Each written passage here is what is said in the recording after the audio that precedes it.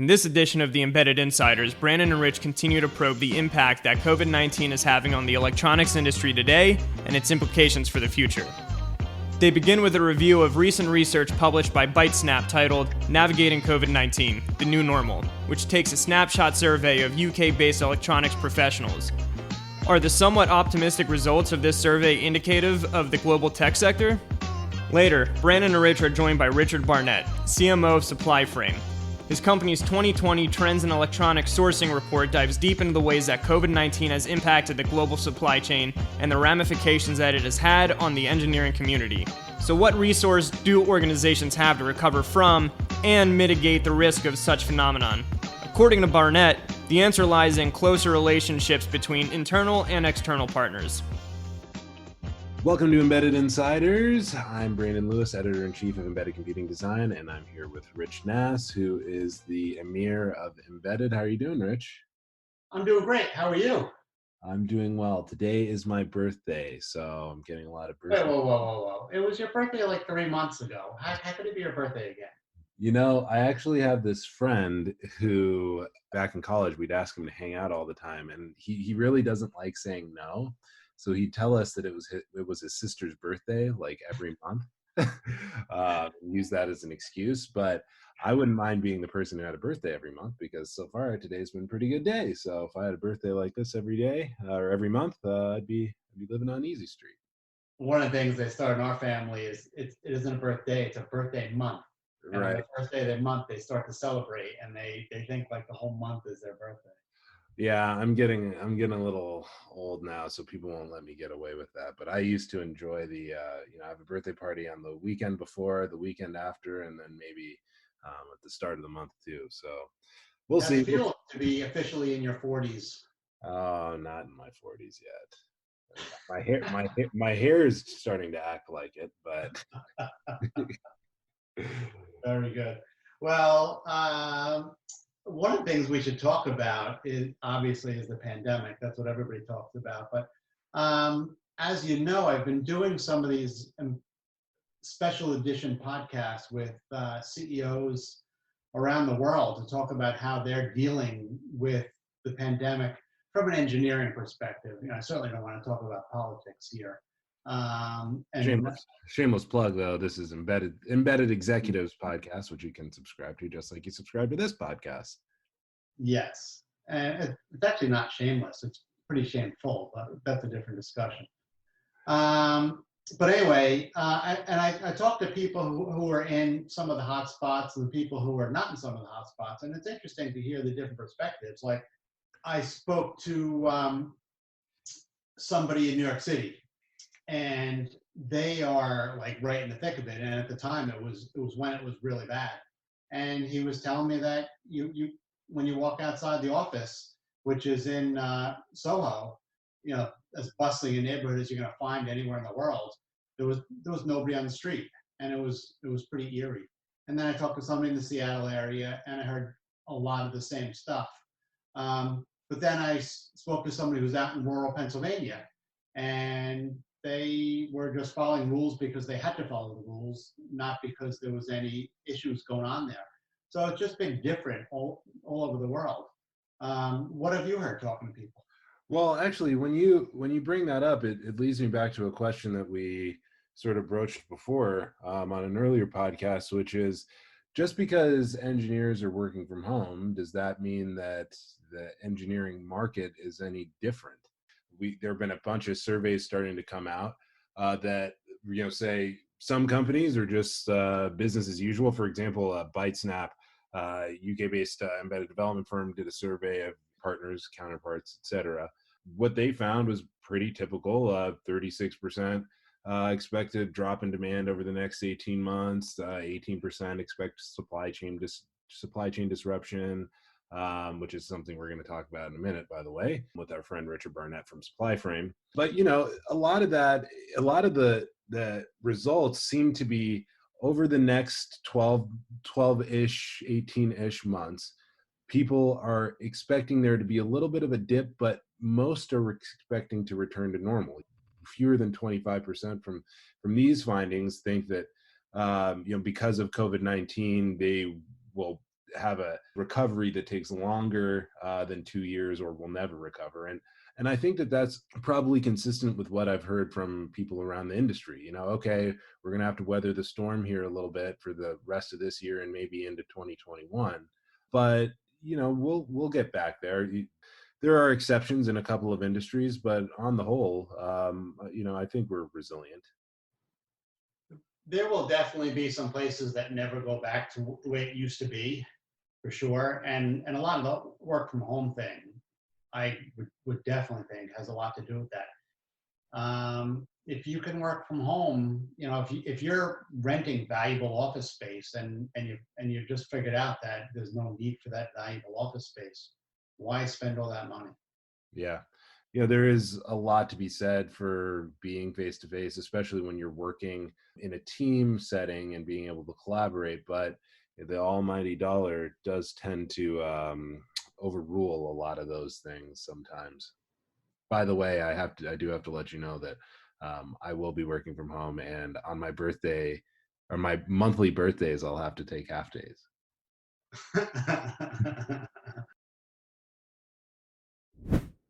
The insiders are now joined by Richard Barnett, CMO of SupplyFrame, who reviews the company's annual Trends in Electronic Sourcing report. So let's cut to the chase. What did you find at the highest level? Is it a crap moment? Everybody switch up your supply chain strategy and run for the hills, or bring everything in house? Immediate short-term signals were quite interesting. One of the things that we watched almost in real time was how fast China recovered back to manufacturing capacity.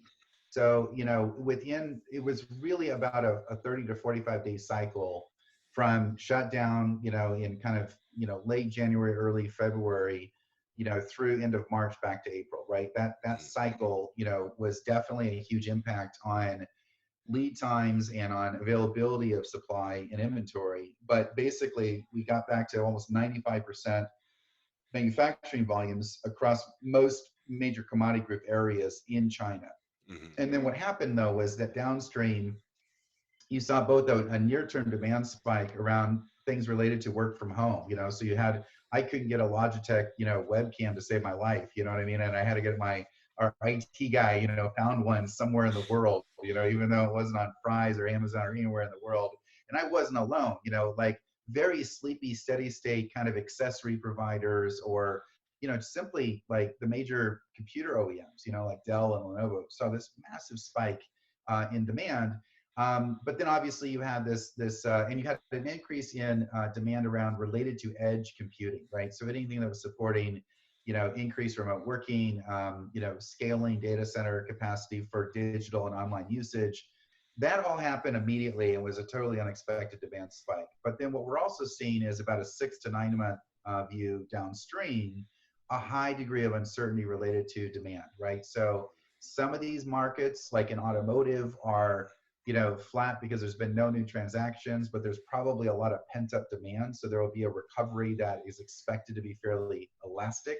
In other cases, like in commercial airline industry and aerospace, that industry has been impacted, in an incredibly big way. And it's massively uncertain whether we'll ever get back, in the near term, in the next 5 to 6 years, to the levels of,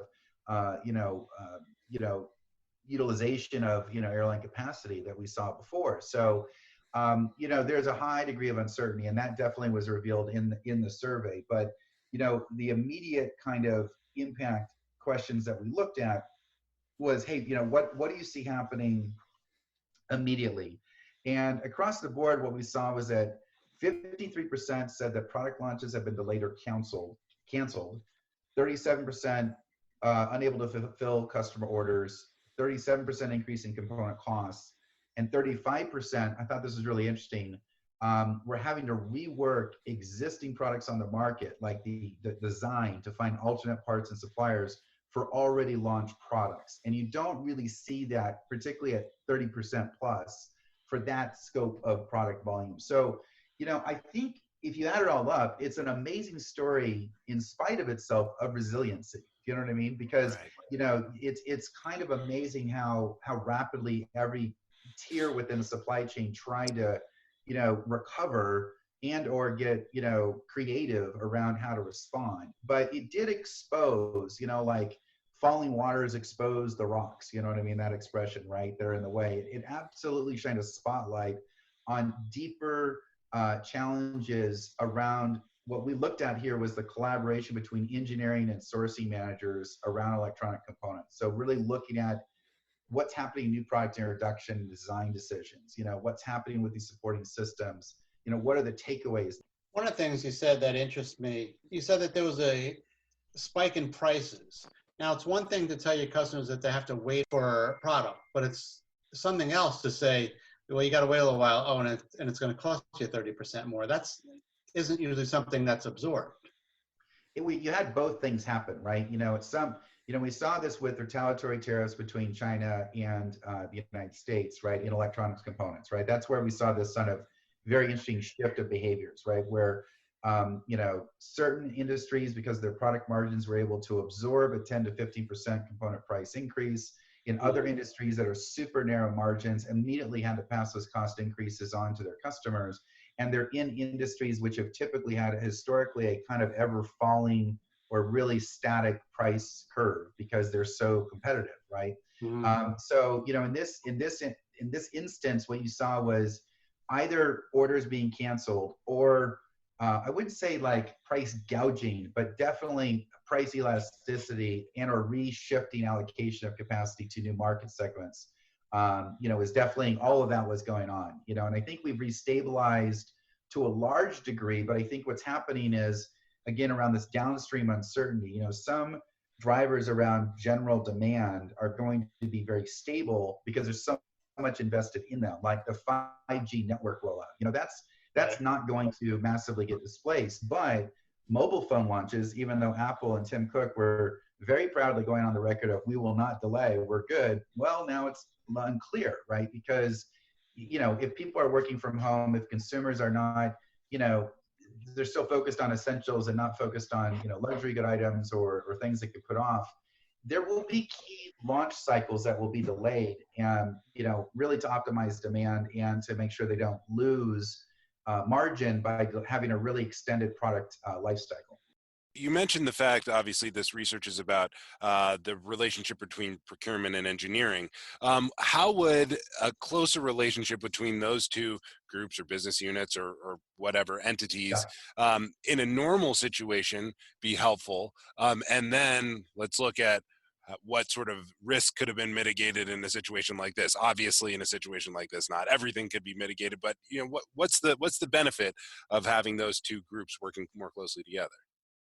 Well, it was interesting because the survey really identified that there's a strong desire for increased collaboration from both sides, from like the sourcing procurement organization, as well as new product, like product operations and engineering teams that are in these cross-functional new product introduction teams. 85% of survey respondents says they can't, source components effectively, and 95% agree that it involves integration of sourcing, engineering, and then supply partners or contract manufacturing. So, what we've seen is if you take kind of a longer view, there's been a massive adoption of digital transformation initiatives in supply chain. And many companies are actually on their second or third big initiative, in supply chain, whether that's related to, redesigning their networks for fulfillment because of competition with Amazon, or, it's redesigning, new planning algorithms, that are doing demand sensing, et cetera. Really interesting, both technology innovation, process change, et cetera. But if you just go to the left of that supply chain organization and you look at the direct materials sourcing teams, they've kind of been left behind. They've been told to be in like a straitjacket, like go chase cost takedown this quarter and go chase parts that are short. And they haven't been allowed to really think outside that constraint, very short term, almost tactical, right? And then also interestingly is you have this kind of rise of product lifecycle management, PLM systems, but the original mission of product lifecycle management, when it was really, that term was coined in 2002, and its mission and vision was to disseminate and manage product information across the extended enterprise to make optimal choices to manage the life cycle of a product from design through market to end of life. And what happened is that vision has not been fulfilled. It's kind of stopped, at really great CAD design, et cetera, and releasing that design bomb out. But then as soon as it's released into this cross-functional new product introduction process, the systems and tools that these teams are using are like Excel spreadsheets that have 4,000 lines and 100 tabs, on them. It's some basic, check-in, check-out, from Box or Dropbox or a data store of some form. It's sending emails around like, go research this part, to an engineer or to a sourcing manager. It's a mess. But the decisions that are made in the MPI process generally lock in about 80 to 60%, let's say, of the life cycle cost and risk of that product. So these two groups have been left behind, you know what I mean, from digital innovation. So we really wanted to explore this further, and what the research showed was that, it's all about providing greater intelligence, greater collaboration, and improved trade-off decision-making together. That's what it's really all about. 20 years worth of this PLM segment. You've got some pretty big companies either backing or producing PLM solutions. Why haven't they evolved more effectively to cover beyond just the supply chain over to sourcing and over into engineering? What's the deal?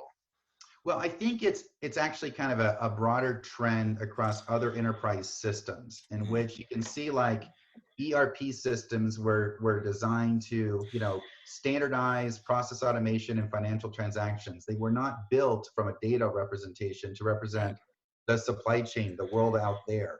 Everybody has their own tool for their own thing, right? Silos, right, of these of the data, right? PLM kind of developed in a similar way.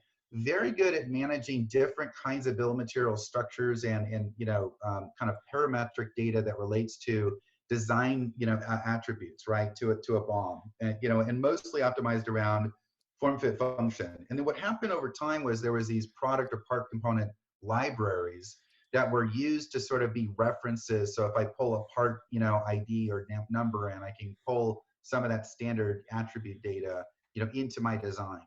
The problem is that those systems were not made to be always updated with real-time market intelligence and outside-in perspective, similarly to ERP systems, right? So the challenge is that we have to enrich and add in information that's available now, right? We've seen this explosion of new data sources that have emerged. So if you can inject that into the MPI process, a couple things happen. One is the bill of material accuracy gets really, massively improved, because in this COVID moment, one of the things that you saw was everyone not, resting on their laurels or assuming that the assumptions they made around those parts and those suppliers that they used 9 months ago in the last product version are good anymore, right? You got to recheck all your assumptions. We don't know if there's available supply. We don't know if that supplier's, manufacturing plants are down. Everything had to be rethought through. But the second thing is there's this, different industries have evolved their MPI phase gate review process methodology in different ways. Highly regulated industries, generally speaking, like medical devices and aerospace, even automotive, have this, I would say, almost overly bureaucratic focus around quality and statistical process control, et cetera, right? And it kind of weaves its way into the MPI validation process, right? Because they have to do regulatory requirement and compliance, material compliance, ITAR compliance, whatever, as part of that process. In other industries, just like generally high-tech OEMs, it's, it's pretty well defined, but generally the pattern is the same, where you do BOM validation, and then you're going to look at some assumptions around target costing, right, and understand the cost implications of the decisions. And then you're going to maybe do some design for manufacturing, and then release internal manufacturing or to a third party to assemble. But what's been missing is the intelligence around the trade-off between cost and risk. And so one of the big themes that you're seeing with, supply chain leaders, sourcing leaders, product operation leaders coming out of COVID is there's a shift from focusing too much on cost efficiency to more of a balanced model around resiliency. And there's a way to understand what the cost or the premium of resiliency is in the design phase. You can look at, for example, instead of selecting one supplier and one part, you can pre-select and pre-qualify 2 alternate suppliers and 3 alternate parts of the same form fit function, into There's the a pretty design. good reason for that. I mean, it isn't just, not just doing that because it's fun. Right. It's obvious why that they want to do that. Totally, right? But before, you'd have this classic push-pull dynamic where engineering's like, no, I really like this supplier. I really trust, the quality of their designs. These are my preferred. And the sourcing procurement teams like either don't have a voice at the table or they're just not involved, right? So certain things get locked in and then they're having to pick up what the implications of that are. That doesn't work anymore. Teams need to come together and make these trade-off decisions together with a lot more intelligence. And and the idea is to help kind of design in resiliency at the MPI phase, right? Which is really a critical opportunity that we see for a lot of companies to really say, look, no, let's go fund a transformation initiative. Let's really go relook at how we're doing this, end to end. Let's improve participation, right, of key stakeholders. Let's look at the information systems and intelligence that we're using, and let's build some different performance goals around risk grading these bills of materials and these products to focus a lot more on resiliency versus just minimally meeting the functional design or the market design that was required at the kind of concept level. So, is there anybody out there, some white knight that's going to come in and save some of these organizations, or is it on them to build out these practices and these sort of initiatives on their own? I mean, I think that there is a special moment right now because you've got greater C-level alignment and focus on this issue than like really ever before. I mean, if you think about, who owns this challenge, everybody owns this challenge. CFOs, CEOs are looking for product growth. CFOs are focusing on how to protect product margins, not because they don't know their demand assumptions, right? Like the forward-looking guidance to the market is kind of out the window. You know what I mean? So what they're really looking at is how do we protect product margins and profitability, even if we can't hit our volume goals, right? You've got chief supply chain officers that have been scrambling in war room environments. And interestingly enough, more often than not, these new product introduction cross-functional teams are actually housed within the global supply chain organization because there's no other place to put it. You know what I mean? They're not just in engineering, they're not just in procurement and sourcing, but they're kind of like orphan child, or children, right? They're like kind of a special operations team. It's really smart, savvy senior folks that are being crippled by, inadequate systems and information sharing. So, now's the time for leaders to say, look, let's take a moment here and go solve this problem at root, because everyone should have buy-in and acceptance of that. I think the other, opportunity for a lot of companies is to, leverage voice of their customer, their end customer, to actually drive some of the prioritization for why they need to build more resilient products, because those touch points have never been more clear. But it's totally doable. I mean, one of the things that we did, SupplyFrame has a group called Design Lab, and it actually supports, early stage entrepreneurs that have like an interesting concept to kind of go through rapid prototyping in the lab and, prove out a key concept. And we'll actually go do electronic build, and we'll actually use our solutions to optimize kind of this bill of material design. One of our lead hardware engineers was asked to partner with JPL, Jet Propulsion Labs, as part of NASA in Pasadena, where our headquarters are, and because they wanted to take on the challenge of designing a new ventilator that could be open sourced and delivered for wide adoption for anyone in the world. I mean, I don't know if you guys were tracking like certain companies like Medtronic and others were releasing patents for designs that were 8-9 years old, right? And it's like, okay, that's helpful to a point, but none of the products and components that were in that design 9 years ago are relevant today, right? So it's like, you can't just take that design, if you're in, pick a country, you know what I mean? Like if you want to pick up and then quickly assemble something for your local market, your state, your region, et cetera, to address the issue. And the JPL folks knew that. So they kind of took a variation of design elements, quickly built out the mechanicals, et cetera. But, the bottleneck for them to go rapidly build out 400 new units, which was their goal, was the electronic board design. So you had like airflow sensors that, Honeywell was producing, 5,000 of them a year because net new production volumes of ventilators before COVID was super boring. I mean, it was like whatever X percent per month, steady Eddie. No longer, right? And so what Erica did from Supply Lab is she used all of our intelligence to actually go in that design and completely de-risk it.